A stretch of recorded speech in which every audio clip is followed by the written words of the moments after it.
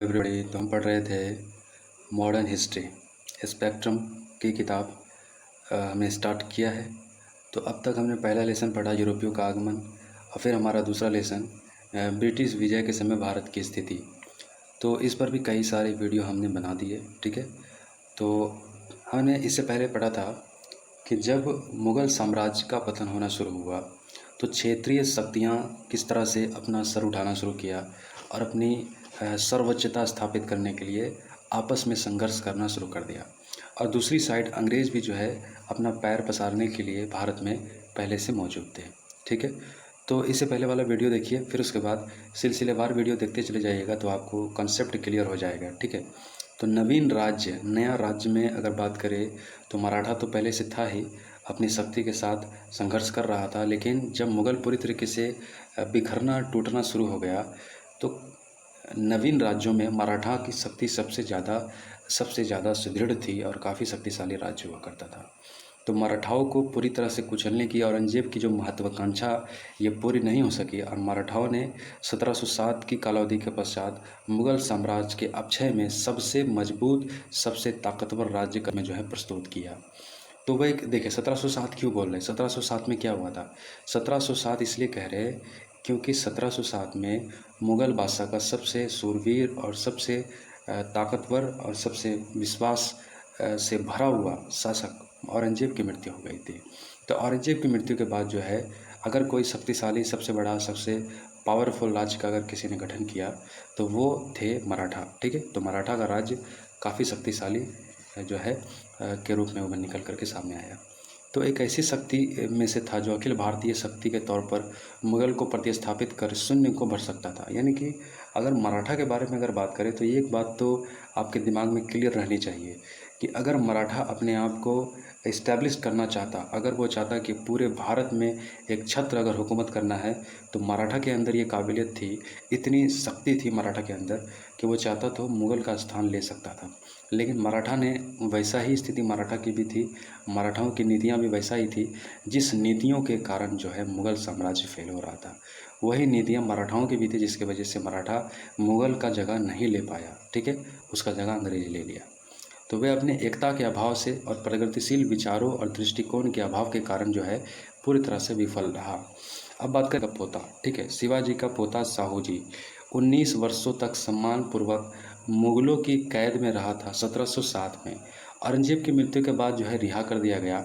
साहू और ताराबाई उसकी ताई के बीच 1714 तक खुला संघर्ष चलता रहा। अब देखिए साहू की लड़ाई, मतलब देखिए ये साहू कौन है, ये साहू है शिवाजी का पोता।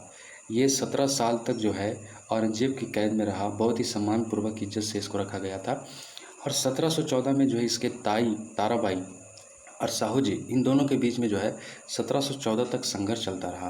तो अपने विश्वसनीय और सक्षम मंत्री बालाजी विश्वनाथ, तो इनके जो मंत्री थे साहू जी के, बालाजी विश्वनाथ, तो बालाजी विश्वनाथ की मदद से साहू जो है जीत गया, ताराबाई से जीत गया। किससे जीत गया? ताराबाई कौन है?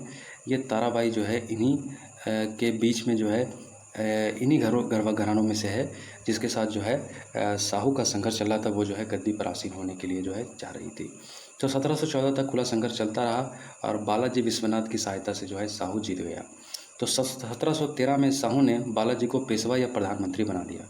अब साहू ने क्या किया, चूँकि साहू उतना सक्षम था नहीं शासन करने के लिए, तो इसने क्या किया, अपने मंत्री को ही जो है पेशवा बना दिया। ठीक है, अब पेशवा बना दिया तो यही पेशवा देखिएगा आगे चल करके पूरी तरीके से पूरे मराठा सम्राट को कंट्रोल कर लेगा। यही पेशवा, यानी कि जो नेता साहू जी का ये बनाया गया था जो प्रधानमंत्री, तो ये पेशवा के रूप में जो है इसको जो है साहू ने इसको जो है गद्दी प्रदान कर दी। तो उसे स्वयं प्रशासनिक अनुभव नहीं था, तो नए पेशवा ने तेजी से मराठा सरदारों और महाराष्ट्र के अधिकतर हिस्सों पर साहू एवं अपने नियंत्रण को सुदृढ़ किया, और उसने मुगल दरबार के संघर्षों और आंतरिक कमजोरियों को लाभ और सुदृढ़ और शक्तिशाली बनाया। तो साहू ने जो पेशवा का पद जो है अपने मंत्री को जो सौंपा, तो ये पेशवा ने क्या किया, पूरी तरीके से कुशल प्रशासनिक कार्रवाई की और फिर जो है अपने को सुदृढ़ किया मुगल की कमजोरियों का फ़ायदा उठाते हुए। उसने मुगल दरबार के संघर्षों और आंतरिक कमजोरियों का लाभ उठाया था और ख़ुद को शक्तिशाली बनाया। 1719 में क्षेत्र के वैध शासक के तौर पर मुगल मान्यता मिल गई।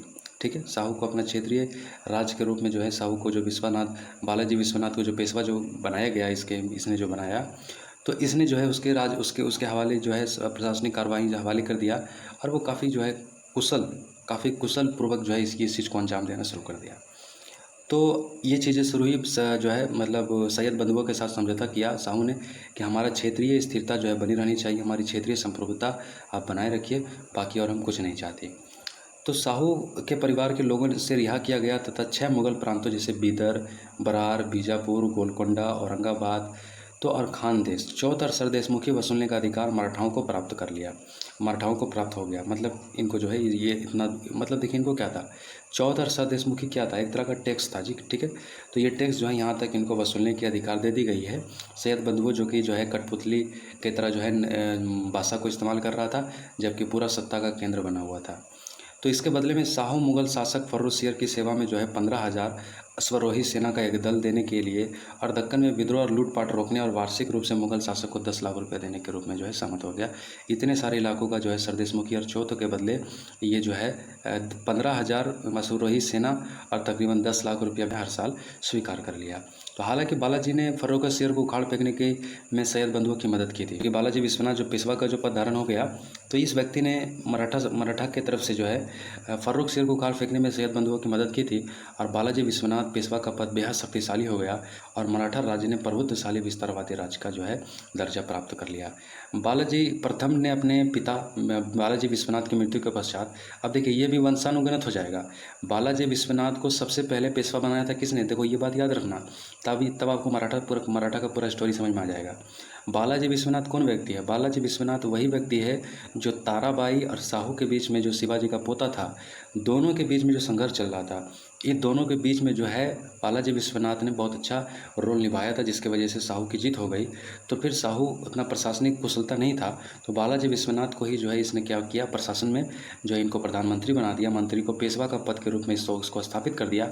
और फिर बालाजी विश्वनाथ काफ़ी कौशलता के साथ जो है सारी चीज़ें लेकर के चला, और फिर इसके मरने के बाद बाजीराव प्रथम जो है 1720 में जो है मात्र 20 वर्ष के आयु में पेशवा का पद संभाल लिया।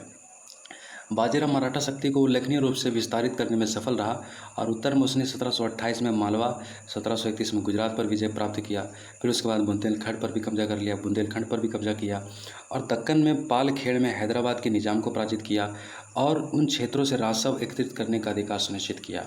तो 1733 में उसे जंजीरा के सिद्धियों के खिलाफ अभियान के नेतृत्व किया और उन्होंने मुख्य भूमि से जो है मार भगाया।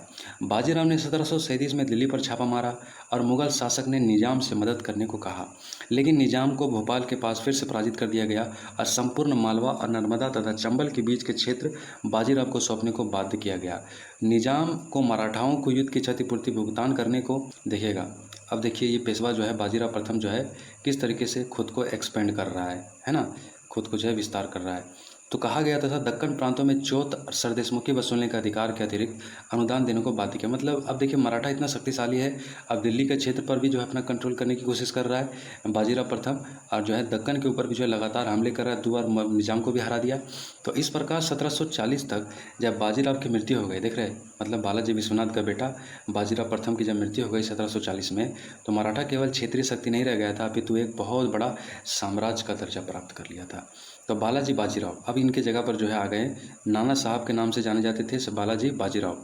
1740 में यानी कि बाजीराव प्रथम के बाद जो है बालाजी बाजीराव ने 1740 में पेशवा बने और फिर 1761 तक जो है इन्होंने शासन किया।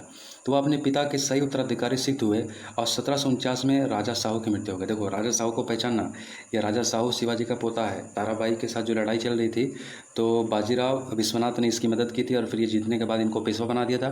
फिर बाजीराव विश्वनाथ का बेटा बाजीराव प्रथम, फिर बाजीराव प्रथम का बेटा फिर बालाजी बाजीराव को हम देख रहे हैं, जो 1749 में जो है साहू की मृत्यु के बाद फिर क्या हुआ, बालाजी मराठा राज्य के वास्तविक और व्यवहारिक शासक बन गया।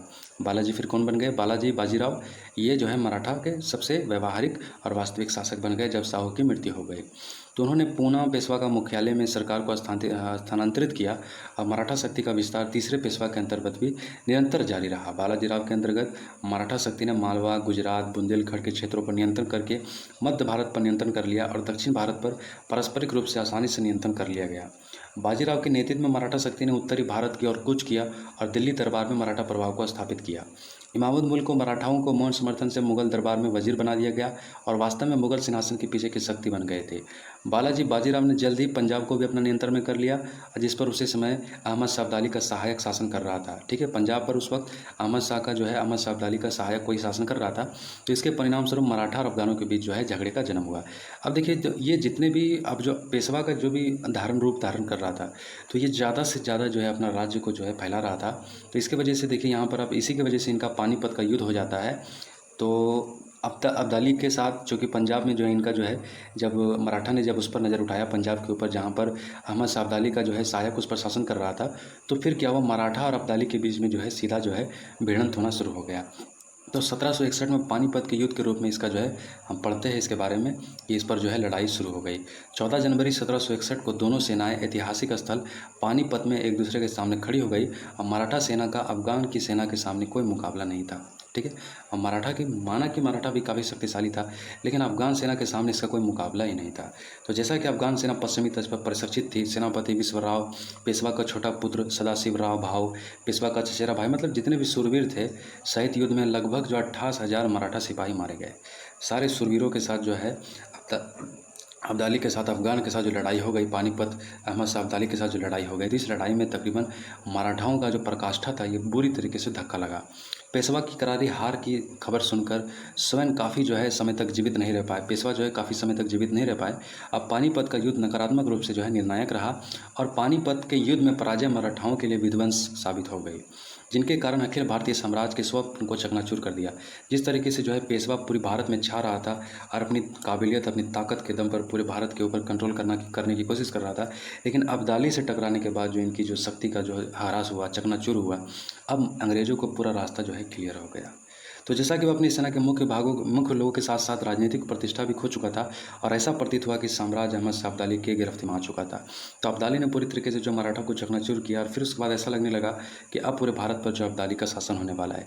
लेकिन अब्दाली तो एक लुटेरा टाइप का आदमी था, तो इसका शासन करने में कोई दिलचस्पी नहीं थी।